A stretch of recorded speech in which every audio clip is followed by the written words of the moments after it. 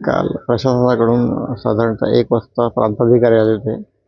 1 ते 6 पर्यंत चर्चा झाली. त्यांच्याबरोबर ए-सी-पी किंवा एम-आय-डी-सी उच्च अधिकारी होते.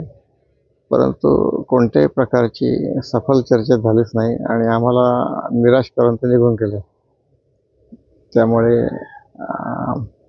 बघूया आणखी किती दिवस बसता येईल तेवढा आम्ही बसतो. 4 लोकांना 4 लोकांची प्रकृती खालावली. त्यांची बीपी वाढते, शुगर प्रचंड कमी होते. मागण्या पूर्ण होईपर्यंत संपूर्ण 13च्या 13 जण असेच बसणार आहेत. लढा आम्ही अर्ध सोडून कदापि उठणार नाही. चर्चेत ज्या आमच्या मागण्या आहेत त्या मागण्यांकडे ते दुर्लक्षच करत आहेत. ज्या प्रमुख मागण्या आहेत ना त्या मागण्या त्यांनी स्वीकाराव्याच नाही. अगदी तुटपुंज्या मागण्या आहेत ज्या म्हणजे एक 2-5 शेतकऱ्यांची नुकसान भरपाई देऊ किंवा 2-5 घरांचा विचार केला जाईल.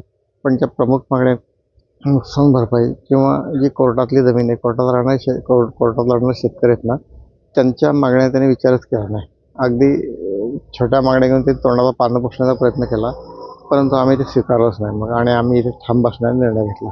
माझ्या चॅनलला सबस्क्राईब करा आणि बेल आयकॉन दाबा, जेणेकरून तुम्हाला माझे नवीन व्हिडिओ मिळतील.